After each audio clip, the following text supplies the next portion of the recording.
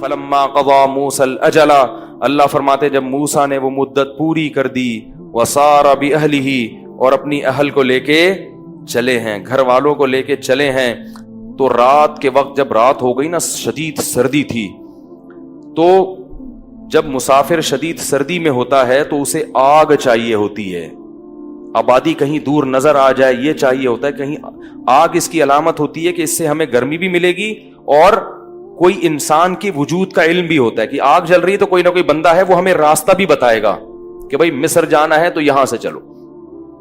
آنس من جانب طور نارا، کوہ طور جو ہے نا، کوہ بڑا مبارک پہاڑ ہے یہ کوہ طور، جہاں اللہ حضرت موسیٰ علیہ السلام سے ہم کلام ہوا کرتے تھے، تو طور کے کنارے پر حضرت موسیٰ کو آگ نظر آئی۔ قال لأہلہم کثوا، یہ واقعہ اللہ نے بڑے اہتمام سے قرآن میں کئی جگہوں پر بیان کیا ہے، کیونکہ اس انداز سے کبھی کسی پیغمبر پر وحی نہیں آئی۔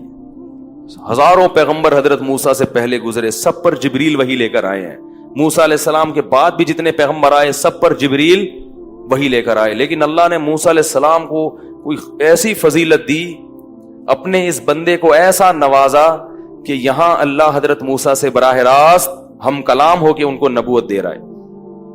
آنس من جانب طور نارا، ایک آگ نظر آئی، قال لأہلہم کثوا، اپنے گھر والوں سے کہا ٹھہرو، انی آنست نارا، مجھے آگ محسوس ہو رہی ہے، آتیکم منہا بخبر او جذوۃ من النار، یا تو کوئی انسان وہاں ہوگا جو ہمیں خبر دے گا، کچھ راستہ بتائے گا، یا کچھ آگ کا ٹکڑا میں لے کر آ کے آگ جلا لوں گا، تسطلون، تاکہ ہم اس سے گرمی حاصل کر لیں۔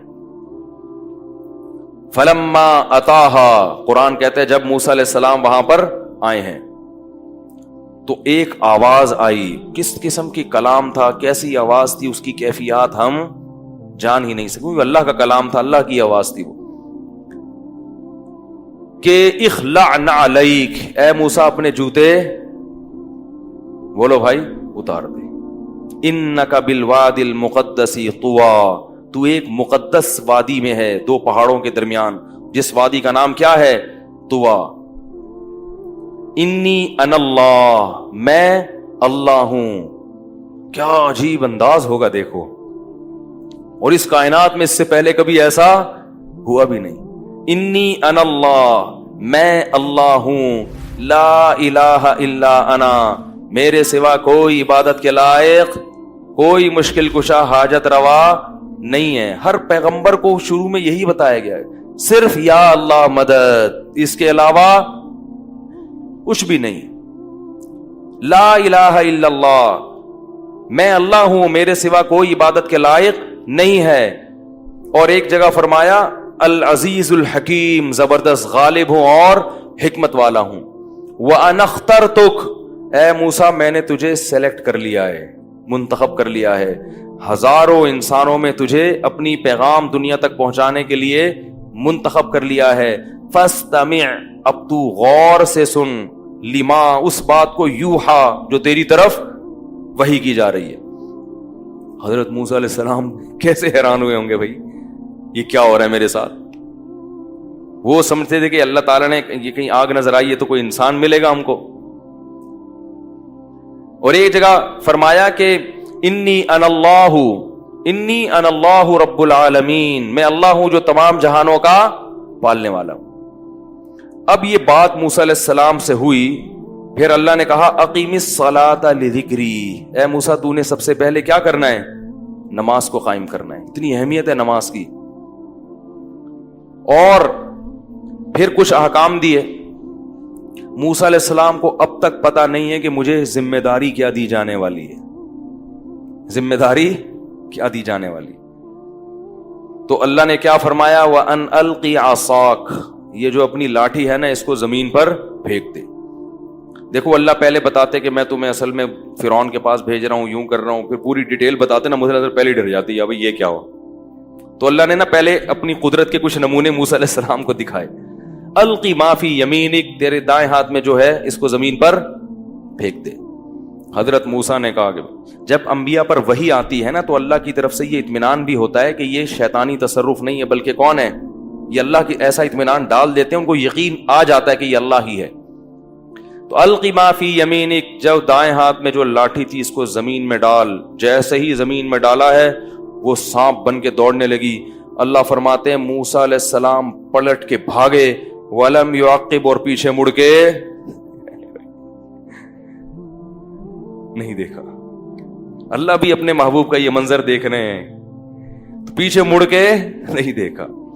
پھر اس آگ سے آواز آئی، یا موسیٰ اقبل، اے موسیٰ واپس لوٹ، ولا تخف، ڈر نہیں، سنعیدها سیرتها الاولی، ہم اس کو دوبارہ پہلی حالت پر لوٹا دیں گے. انک من الآمنین، تو امن میں ہے، خوف زدہ مت ہو، کسی ایسی جگہ پر نہیں ہے جہاں تجھے کوئی نقصان پہنچا سکے. اور یہ بھی کہا انی لا یخاف لدی المرسلون، پیغمبر میرے ساتھ کسی چیز سے ڈرتے نہیں ہیں. تو پیغمبر ہے، تجھے کس بات کا خوف کہ اللہ کی موجودگی میں تجھے کوئی تنگ کرے گا کیا؟ اب حضرت موسیٰ علیہ السلام آئے، اللہ نے کہا کہ پکڑو، ٹھیک ہے نا. سانپ کیسے پکڑا ہوگا، میں جب آیت پڑھتا ہوں بڑا مزہ آتا ہے. اللہ تعالیٰ بھی کیسے بیان کر رہے ہیں کہ موسیٰ علیہ السلام بھاگے، ولم یعقب. اگر اللہ اتنا ہی بتاتے کہ موسیٰ علیہ السلام فرار ہو گئے تو بھی کافی تھا، لیکن اللہ بھی موسیٰ علیہ السلام کی پوری کیفیت کو نقل کر رہے ہیں کہ بھاگے اور پیچھے مڑ کے ہے بھائی نہیں دیکھ رہے. تو ایسا لگ رہا ہے کہ اللہ تعالیٰ کو بھی یہ واقعہ بیان کرنے میں مزہ آ رہا ہے کہ فرار ہوئے ہیں اور پیچھے مڑ کے نہیں دیکھ رہے. تو اللہ نے یہ نہیں کہا، پہلے تو خطاب موسیٰ علیہ السلام سے ہی ہو رہا ہے نا، تو اللہ کہتے واپس آ جاؤ، نہ یا موسیٰ، اے موسیٰ، کدھر جا رہا ہے بھائی موسیٰ کدھر جا رہا ہے؟ اقبل، واپس لوٹ، ولا تخف، اور ڈر مت، سنعیدها سیرتها الاولی، اسے پکڑ لے جو اس کی پہلے حالت تھی، ہم اسی حالت پر اس کو لوٹا دیں گے. حضرت موسیٰ نے ہمت کر کے اس کو پکڑا اور وہ دوبارہ کیا بن گئی؟ لاٹھی بن گئی. وَاضْمُمْ يَدَكَ إِلَى جَنَاحِكَ، اب اپنے ہاتھ کو اپنے گریبان میں ڈال. حضرت موسیٰ نے ڈالا، ڈرے ہوں گے کہ بھئی اب پتہ نہیں کیا ہوگا. جب وہ باہر نکالا تو وہ سورج کی طرح چمک رہا تھا. فَذَلِكَ بُرْهَانَانِ مِن رَبِّكَ إِلَى فِرْعَوْنَ وَمَلَئِهِ، یہ دو معجزے ہیں تیرے رب کی طرف سے. اے اللہ کرنا کیا ہے، یہ کیوں مجھے دے رہا ہے معجزے؟ اذهب إلى فرعون، جا فرعون کی طرف. ہیں بھائی ارادہ یہ تھا بیگم کو لے کے کہیں چھپڑ میں، کیا خیال ہے بھائی، کہیں شہر کے کنارے، 10 سال ہو گئے، بھول بھلیاں ہو گیا، پرانا واقعہ ہے، کس کو یاد ہوگا، کہیں کنارے میں لے کے بیگم کے ساتھ ہنسی خوشی زندگی گزاریں گے اور کیا. اور اللہ نے کیا کہا ہے بھائی، اللہ نے کہا کہاں جا؟ فرعون کی طرف.